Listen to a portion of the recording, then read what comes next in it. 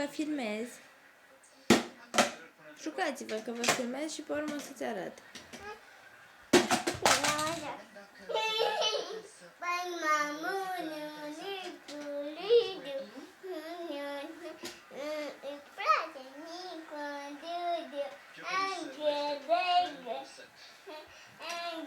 Știi de ce? Voiam să vă certați un pic. Ia, cearte cu Teo.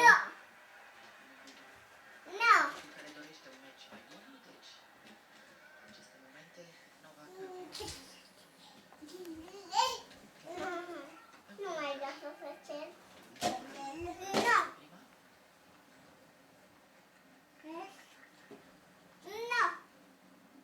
Nu. Lasă-o în pace, lasă, nu trage. Vezi, așa se face la vietăți. Vreau să mă fac la vietăți cu nu. Sau câte și le-a perdea, să vadă Teo.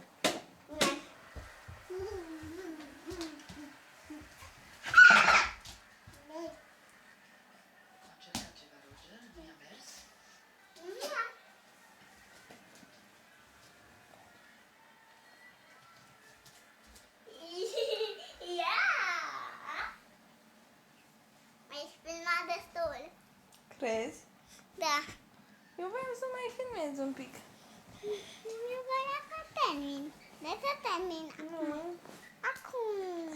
Nu. Te rog. Dar tu ce vrei, Teo? Vreau să văd ce ai făcut.